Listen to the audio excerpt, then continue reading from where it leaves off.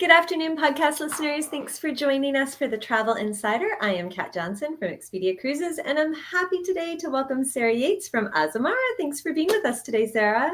Hi, thank you. I feel like it's been a little while since we've talked, and you guys have so many awesome things going on at Azamara.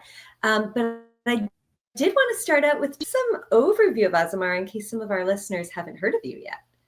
Yeah, no, I'd love to, because as you said, so much has changed within this last year. Yes, so you have a fleet of some small ships. They're not tiny, they're small-ish ships, but they're able to get into some really unique and beautiful ports, and you really focus on being in your destination, correct? Correct, yeah. So we do have 4 ships. They're all identical, which is really, really nice. They all hold 700 people. And when we were coming to fruition as a company, we wanted to be known for one thing, and that was staying the absolute longest in port all around the world. Yes, and you guys really do that. So we're going to talk a lot today about everything that happens when you get off the ship, or like the ways that we incorporate that you incorporate your cities and destinations on board. But I did want to talk a little bit about your beautiful ships, because I don't want to miss out on that opportunity, because they're gorgeous. Thank you. Yeah. So as I mentioned, we have 700 people. So they're little boutique ships. And the reason why we want to stay boutique ships is to go to smaller, more intimate destinations that other big ships and brands just cannot access. We consider ourselves an entry-level luxury brand. So for people who are used to sailing on a premium product and they want to try the luxury market, we are a perfect transition for them. We're also a really nice fit for people who are already used to luxury traveling and they like that environment on board. We're not stuffy or anything like that. We're more of a country club casual feel. It's very relaxed on our ship, but our ships are beautiful inside. Yes, and you've remodeled some of them recently. I know you have some beautiful color schemes. You have beautiful lounges. I think we have a picture of one of your lounges that I could honestly just stay in all day long. Isn't that gorgeous? Yes. Yeah, this is my favorite. This is on the Onward, and this is a specialty. It's called the Atlas Bar. So there's specialty crafted drinks solely in this bar. You can't get it anywhere else on the ship. It's like a kind of like a speakeasy vibe. I love being in here. There's LCD screens in the back as well. You're also having the views of the back of the ship and all the beautiful destinations that we're sailing throughout. But the theme of our ship, on all of our ships actually, is very comforting, welcome home, the neutral palette. So it's just very, very comfortable. And your staterooms are absolutely gorgeous. I know the majority of your staterooms are outward facing with a balcony. This is one of your a little bit larger staterooms, but I don't know if I would want to get off the ship. I know you concentrate on being in port, but this is gorgeous. Yeah, our staterooms are really nice. There's a stateroom from everyone or for everyone. We have some inside room, ocean views, but as you mentioned, a lot of our rooms are outward facing. They have the verandas. This is our spa suite right here. It's our 3rd top highest suite, but as you can see, the bathroom has its own jacuzzi attached right next to it. And then you have a balcony on the other side of the bed area. So it's beautifully designed, and you just feel warm and fuzzy and comfortable in these rooms. Absolutely. Yeah, your color schemes are beautiful. Your ships are absolutely gorgeous. And as we talked about a little bit already, really great at getting into these smaller, more niche destinations where you can not just stay outside the city, but you can really get into the downtown area. And one of the themes that you guys have for this year, or now that is new and coming, is this destination expansion. Not only do you go to so many different places, you somehow found a way to go to more. Yeah, no, it's wild. So this year we really tried focusing on our existing core pillars and what makes us who we are today. And we wanted to elevate every single pillar. So our destination expansion, we are already going to 750 ports around the world. So starting this year and going into already 2027, 2028, we've added an 86 brand new, never done before ports with us. So some of them, I think these are some of the newer ones. You have Nagoya, Japan, Mombasa, Kenya, Clayoquot, Alaska, Portland in Australia. I mean, these are some really unique and intimate places that you're taking your cruisers to. Yeah, and that's the best thing about that. Like, you are, of course, going to see the iconic destinations in whatever region you're sailing through. We want you to see that, but we also want you to see the ports that are not often visited, because those are the true hidden gems. And so when you're there and you're not surrounded by thousands of other people, you're able to really experience the destination. And you have something unique going on in New York as well. Do you want to talk about that?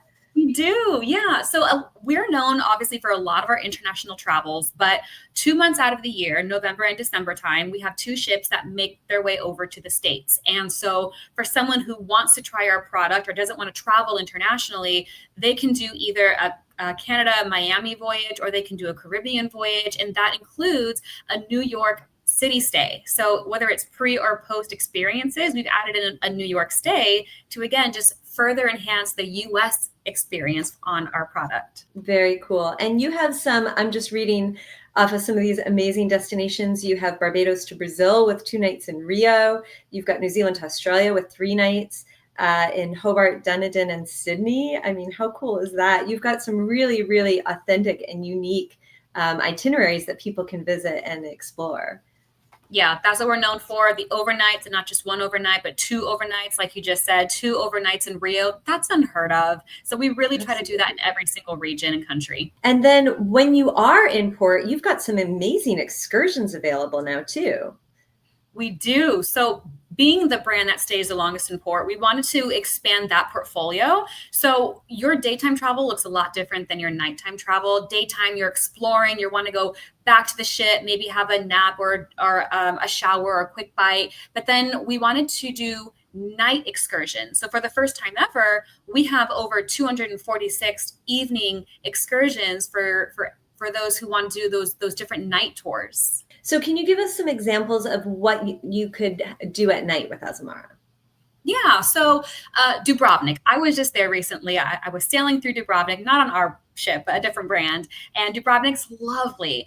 But what we're doing for Dubrovnik is you can now experience, like, obviously the walls, but then we tie in a wine experience at the end of it at this beautiful restaurant as well. And if you've been in Dubrovnik during the night, you know how just completely it's a different experience at nighttime. So that's what we do. Also in Japan, we can walk the market streets and have all the neon signs around you and have guided tours and have more intimate experiences at these specialty restaurants that we put together for you.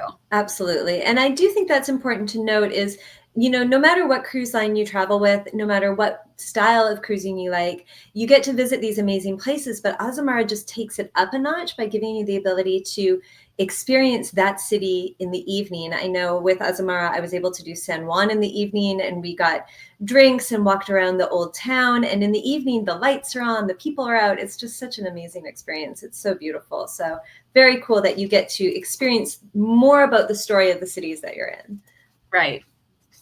And then not only that, you bring those experiences on board now too.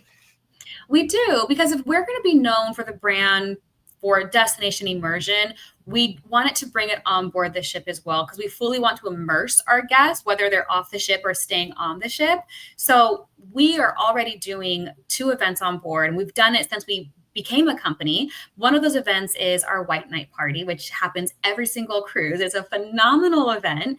And then the other one we do, it's called an Azamazing Evening. And these are included. There's no extra out-of-pocket fares or anything like that. But our Azamazing Evening, we take everyone off the ship, and whether they're sailing through Africa, we take them on a guided tour with elephants or the giraffes, or if you're sailing through Spain, we take you to a flamenco show. So we really, really want you to be fully immersed. Very good to know, because those experiences are just for Azamara guests. They're not for anybody else. You're not going to have the crowds and the lines and the ticketing.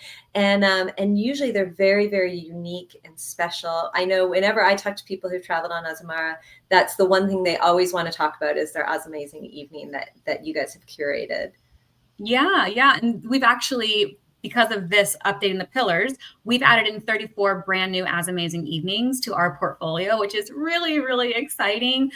So we are now doing stories under the stars as well, bringing that engagement on board the ship. So we have historians and mythological speakers. They come on the open deck. We serve s'mores and cocktails, and they listen to stories under the stars to wherever they're sailing. So about the destinations that they're sailing to, they're learning more about those destinations while on board the ship. Yeah. Very cool. And the 4th pillar that I really wanted to get to with you was your cuisine, because we all know that we love cruising for the food as well. And you guys take it up a notch with your local cuisine.